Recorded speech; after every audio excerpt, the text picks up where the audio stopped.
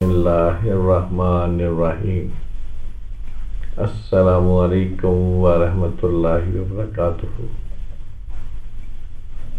بدلتے رشتے تیسری قسط، محبت کی لازوال داستان، معاشرے کی عکاسی اور ترجمانی کہانی جو کہ لکھی ہے محمد آبش نے۔ دل کو موہ لینے والی یہ کہانی رومانوی کہانی ہے اور پیش کرتے ہیں صابر اردو سٹوری یوٹیوب چینل پر۔ امید کرتے ہیں کہ آپ سب کو پسند آئے گی اور آپ اس سے لطف اندوز ہوں گے۔ بدلتے رشتے لکھا ہے جس کو محمد آبش نے، اور آج اس کی تیسری آپ کے سامنے ہم پیش کر رہے ہیں۔ نگینہ کی یہ رات بہت مشکل سے گزر رہی تھی، نہ جانے کیوں بے چین تھی۔ کیا جادو کر دیا ہے اشر نے مجھے، سکون کیوں نہیں آ رہا، کیوں میرا دل بے چین ہے، ایک نامحرم کے لیے کیوں میں تمہیں سننا چاہتی ہوں۔ ان گنت سوالات نگینہ خود سے پوچھ رہی تھی۔ نگینہ کی ہمت نہ ہو رہی تھی کہ وہ اشر سے بات کیسے کرے۔ گھر میں بس ایک موبائل تھا جو نگینہ بہت کم استعمال کرتی تھی۔ نگینہ نے ہاتھ میں موبائل پکڑا، کارڈ پر درج نمبر ملایا اور کال ملا دی۔ بیل کی پہلی گھنٹی بجی اور نگینہ نے کال کاٹ دی۔ اس نے ہمت پھر سے کی اور اب کی بار ارشد کی کال آ گئی، لیکن نگینہ کال نہ اٹھا سکی اور کال کٹ گئی۔ اب کی بار نگینہ نے پھر سے کال ملائی، اس بار بنا دیر کیے کال دوسری طرف سے اٹینڈ ہو چکی تھی۔ ہیلو، کون؟ ہیلو۔ نگینہ کو ایسی چپ لگی کہ ایک لفظ بھی منہ سے نہ نکلا اور موبائل بند کر کے سو گئی۔ صبح جاگتے ہی سب سے پہلے خیال ارشد کا آیا اور موبائل آن کرنے پر میسج پڑھ کر خوشی اور حیرانگی بھی ہوئی۔ میں جانتا ہوں آپ نگینہ ہیں، میری آواز اتنی بھی بری نہیں تھی کہ آپ بولی تک نہیں۔ میں 8 بجے آپ کا بس سٹاپ پر انتظار کروں گا۔ نگینہ آج وقت سے پہلے ہی بس سٹاپ پر پہنچ گئی تھی۔ ارشد دیر سے آیا تھا۔ نگینہ غصے کی حالت میں تھی، لیکن کوئی بات نہ کی اور سیدھی ارشد کی گاڑی پہ بیٹھ گئی۔ ارشد نے رومانٹک سانگ پلے کر دیا اور محظوظ ہونے لگا۔ نگینہ نے گانے بند کر دیے اور دیر سے آنے کی وجہ پوچھی۔ اب نگینہ خود کو پہلے کی نسبت زیادہ مضبوط سمجھ رہی تھی۔ اس کی زندگی میں بھی کوئی خیال رکھنے والا آ رہا تھا۔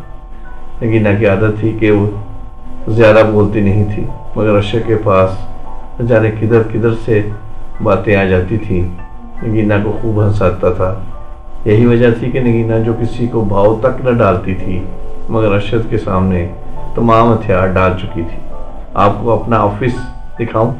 ارشد نے سوالیہ نظروں سے نگینہ سے سوال کیا۔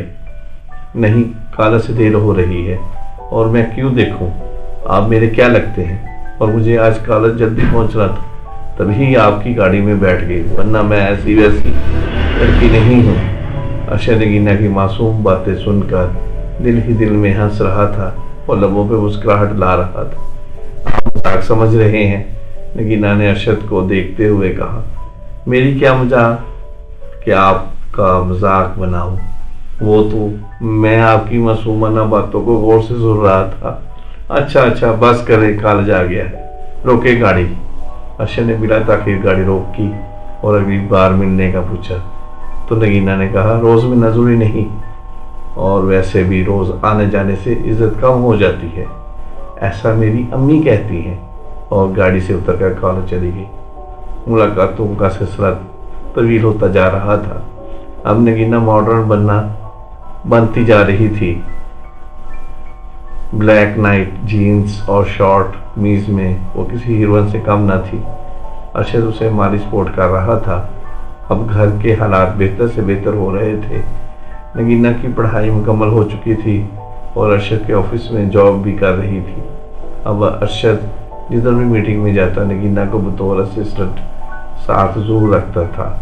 رات کو لیٹ آنا نگینہ کی روٹین بن گئی تھی۔ نگینہ اپنے والدین سے ارشد کو ملوا چکی تھی۔ ارشد نے بھی نگینہ کے والدین کو تسلی دے کر ان کا اعتماد حاصل کر لیا تھا۔ نگینہ کی قابلیت کی وجہ سے ارشد کو کافی فائدہ بھی ہوا تھا۔ ارشد اگر مصروف ہوتا تو نگینہ ہی کلائنٹ کو ڈیل کیا کرتی تھی۔ ارشد اب نگینہ کو اپنی وائف کے روپ میں دیکھنا چاہتا تھا۔ ارشد نگینہ کی ہر وقت تعریفوں کے پل باندھ کرتا تھا۔ نگینہ کے والدین کو اکثر فکر ہو جاتی تھی۔ نگینہ والدین کو بھروسہ مکمل دلوا چکی تھی۔ اب روز کا معمول تھا کہ ارشد نگینہ کو ہر اس جگہ پہ لے جاتا تھا جدھر کا اس نے کبھی خواب میں بھی نہیں دیکھا تھا۔ ارشد نے اپنے والدہ سے بھی نگینہ کو ملوا دیا تھا۔ نگینہ خود سے زیادہ ارشد پر بھروسہ کرنے لگی تھی۔ ارشد اب ہمیں شادی کی بات آگے بڑھا لینی چاہیے۔ نگینہ ارشد سے مخاطب تھی۔ ہاں مجھے بھی اب ایسا ہی لگتا ہے۔ اچھا میں آج ہی اپنی امی سے بات کرتا ہوں۔ دونوں بہت کھلکھلا کر ہنس رہے تھے کہ اچانک ارشد کو ایک کام یاد آ گیا۔ نگینہ چلو چلتے ہیں۔ بات کرتے ہوئے ارشد نے نگینہ کی بات کو کاٹا۔ نگینہ بھی بنا کوئی سوال کیے اٹھ کھڑی ہوئی۔ ارشد بار بار پیچھے مڑ کر کسی کو تک رہا تھا۔ ارشد نے نگینہ کو گھر پر ڈراپ کرنے کے بعد اپنی پرانی محبت کو سوچنے لگا، کیونکہ وہ اب کسی اور لڑکے کے ساتھ اسی ہوٹل پہ آئی ہوئی تھی۔ مرد اگر کسی عورت کو چھوڑ بھی دے تو تب بھی مرد کے دل جلن ضرور ہوتی ہے۔ ارشد کا بھی یہی حال تھا۔ وہ اس لڑکی سے بہت زیادہ محبت کرتا تھا، مگر ارشد کی ایک حرکت نے اس کی پہلی محبت کو دور کر دیا تھا۔ ارشد سے بھی نگینہ کی طرح ٹریٹ کرتا تھا، شاید نگینہ سے کم کرتا تھا۔ ارشد کو وہ رات نہ بھول پائی جس رات اس نے نشے کی حالت میں عریشہ کو اپنے گھر بلایا۔ عریشہ نے یونیورسٹی میں پیپر کی تیاری کا بہانہ بنا کر ارشد کے گھر چلی گئی۔ ارشد نے اس کی عزت کو اسی رات داغ لگا دیا تھا۔ عریشہ کے وہم و گمان میں بھی نہ تھا۔ وہ تو عریشہ کو اپنی ماں سے ملوانے اور 2 گھنٹے میں واپس بھیجنے کا وعدہ کیا تھا، مگر نہ تو ارشد نے اسے واپس جانے دیا اور نہ ہی ارشد کی والدہ گھر پر تھی۔ ارشد نے بڑی بے رحمی اور نشے کی حالت میں عریشہ کو ہوس کا نشانہ بنایا تھا۔ اب عریشہ خود کو کوس رہی تھی۔ عریشہ نے نیم برہنہ حالت میں عریشہ کو چھوڑ کر باہر جا چکا تھا۔ عریشہ ارشد سے بھیک مانگتی رہی، مگر ارشد کو ایک لمحہ بھی خیال نہ آیا۔ عریشہ بھی ایک مڈل کلاس طبقے سے تھی۔ ارشد کا یہ دوسرا روپ تھا، مگر اس کے بارے میں نگینہ کو ایک پل کے لیے بھی شک نہ ہوا کہ ارشد کیسا ہے۔ نگینہ چلاک نہیں تھی اور ارشد کو بھی ایسی ہی لڑکی کی تلاش رہتی تھی۔ اب نگینہ کے والدین نے نگینہ کی شادی کی بات چلا دی۔ نگینہ صرف ارشد کی ہونا چاہتی تھی۔ نگینہ گھر میں خود بات نہ کر سکتی تھی۔ بدلتے رشتے، بیٹا ہمیں تم سے بہت ضروری بات کرنی ہے۔ نگینہ کے والدین نگینہ سے کئی دن سے بات کرنا چاہتے تھے، مگر وقت نہ ملنے کی وجہ سے وہ بات نہ کر پاتے۔ بیٹا پیسہ ہی سب کچھ نہیں ہوتا، ہمیں ایسا پیسہ نہیں چاہیے جو ہماری بیٹی سے ہمیں دور کر دے۔ نگینہ گردن جھکائے والد کی بات سن رہی تھی اور باپ کی آنکھوں میں آنسو صاف نظر آ رہے تھے۔ بابا آپ رو رہے ہیں؟ اس کے والد کی آواز میں نرمی، اس قدر نرمی اور جذبات شامل تھے کہ نگینہ انہیں گلے لگا کر چپ کرواتے ہوئے خود بھی رو پڑی۔ بابا آپ کو پتہ ہے آپ کی بیٹی بہت کام کرتی ہے، بہت محنت والی ہے۔ ہاں ہماری بیٹی نے دنیا کی سب سے اچھی بیٹی ہے۔ نگینہ کی والدہ نے نگینہ کو گلے لگا لیا۔ اب تینوں لوگ بہت خوش بھی تھے اور اس کے والد نے نگینہ سے شادی کے حوالے سے بھی بات کر دی۔ بابا بس 6 ماہ مزید مجھے نوکری کرنے دیں، اس کے بعد آپ جیسا کہیں گے وہی کروں گی۔ اسی اثنا میں نگینہ کے والد نے اس کا ماتھا چوم لیا اور بے فکر ہو کر سو گیا، مگر نگینہ ارشد کے بارے میں سوچ رہی تھی۔ اس کے دل میں کئی طرح کے وہم جنم لے رہے تھے کہ کہیں ارشد شادی سے انکار نہ کر دے۔